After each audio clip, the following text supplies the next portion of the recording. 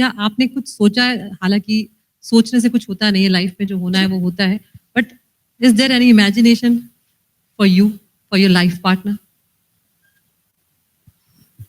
बहुत कुछ तो नहीं सोचा, पर आई थिंक बहुत ही बेसिक चीज़ें होनी चाहिए, क्योंकि मुझे ऐसा लगता है कि जब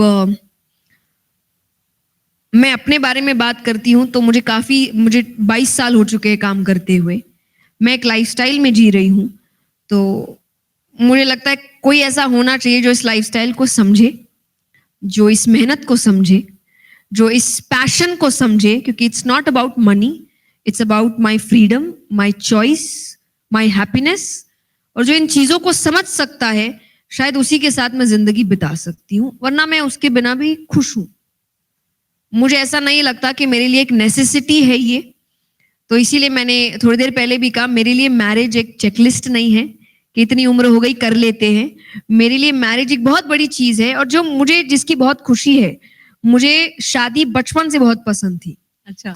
आज हम दोस्त जब एक साथ बैठते भी हैं तो हम कहते हैं कि मैंने धोखा दे दिया, कि मैं स्कूल में हमेशा कहती थी कि 20 to 23 में तो आई विल गेट मैरिड, मुझे करनी है शादी, मुझे शादी बड़ी अच्छी लगती है।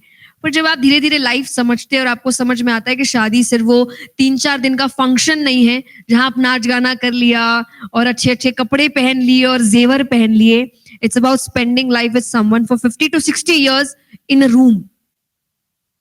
ये बहुत बड़ी बात है, तो इसका फैसला बहुत सोच समझ के होना चाहिए।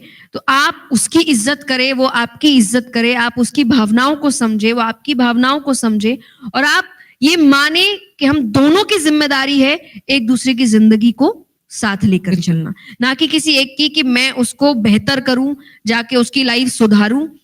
सबकी लाइफ में बहुत प्रॉब्लम है भाई, आप अपने आप को सुधारिए, मैं अपने आप को सुधारती हूँ, दोनों अच्छे बन के मिलते हैं। वही बड़ी बात है। अपने पेरेंट्स के बारे में बताइए कि क्या पेरेंट्स आपकी शादी को लेकर परेशान होते हैं, या लगता है कि ये छोड़कर चली जाएगी या दूर हो जाएगी, ऐसे कुछ उनके मन में डाउट्स रहते हैं? ये तो हर पेरेंट को होता है, पर हम वही डिस्कशन करते रहते हैं कि नहीं नहीं, जहाँ शादी होगी उसके बगल वाला फ्लैट मम्मी पापा का होगा।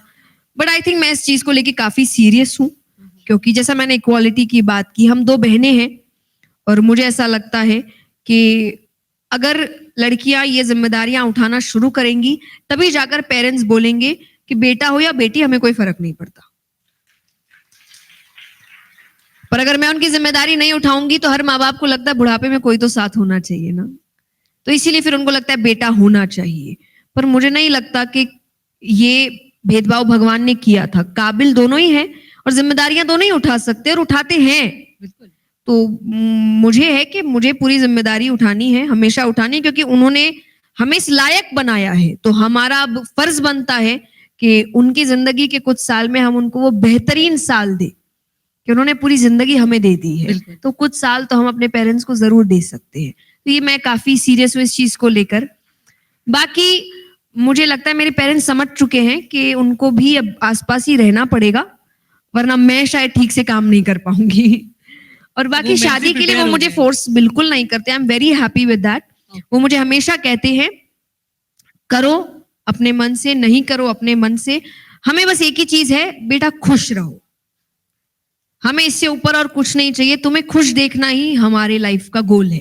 अगर आप ये वीडियो YouTube पर देख रहे हैं तो हमारे चैनल को सब्सक्राइब करें और बेल आइकन को दबाना ना भूलें। अगर आप Facebook पर ये वीडियो देख रहे हैं तो हमारे पेज को लाइक करें।